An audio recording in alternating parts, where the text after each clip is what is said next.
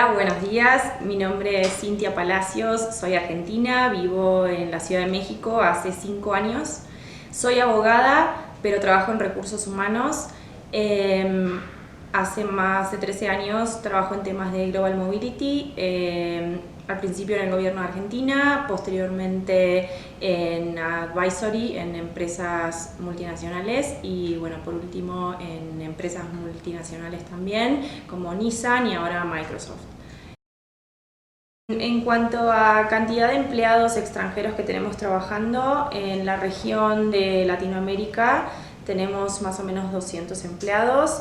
En Canadá tenemos un volumen bastante más amplio, alrededor de 600 empleados. La verdad es que no podríamos identificar como quién es in, quién es out, porque están dando vueltas por toda la región, pero más o menos ese es el caudal de extranjeros que tenemos, más o menos 800 empleados en toda la región, sin contar Estados Unidos. Específicamente en México tenemos 60 empleados extranjeros más o menos y somos en total 600 empleados. Por lo tanto, el porcentaje que tenemos de empleados extranjeros en México es justamente el 10%, que es lo que el Instituto de Migración permite a las compañías tener de extranjeros como empleados, ¿no? Si pienso en países que puedan ser un poco dificultosos en el proceso de expatriación, podría pensar en los procesos de visas, que al final es el primer proceso que vos haces cuando te vas a otro país o por el que tenés que pasar para ir a otro país.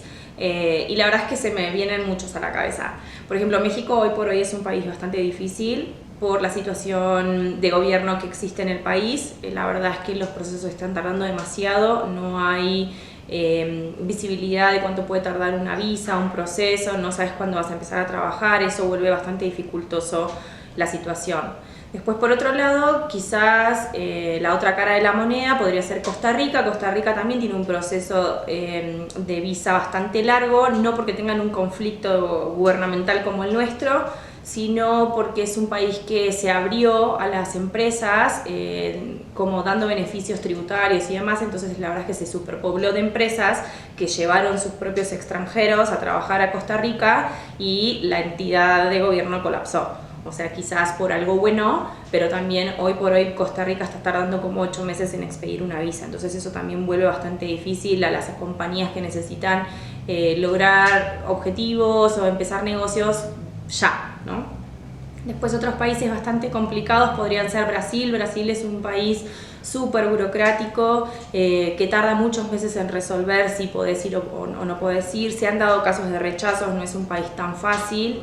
Y además tiene una legislación bastante complicada, muy estricta y además muy beneficiosa para el empleado. Entonces eso hace que para la compañía sea un poquito difícil a veces conseguir estar en compliance con todo lo que el país requiere, ¿no?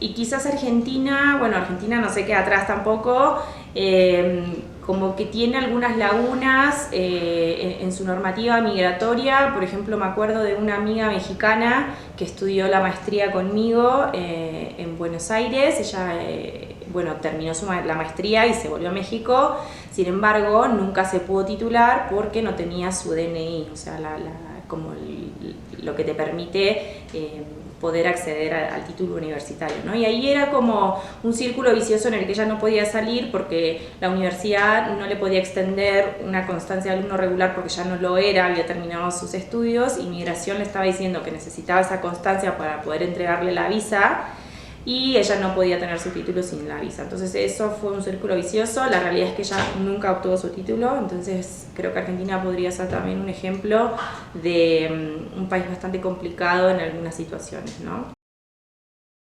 Y fuera de la TAM, creo que China es un país muy difícil, no solamente en procesos de visa, creo que al final podría ser un país difícil en cuanto a cultura. Es un país totalmente distinto, hace difícil la adaptación para el empleado y también para la compañía que lo está mandando. Como sabes, es un país socialista, entonces todas las empresas son del Estado, no son de los privados.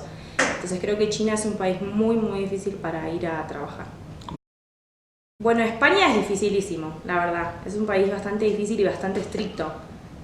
Creo que las personas que se quieren ir a vivir a España la tienen súper difícil. O sea, si no sos empleado de una compañía, creo que no tenés chances de ir a trabajar a España.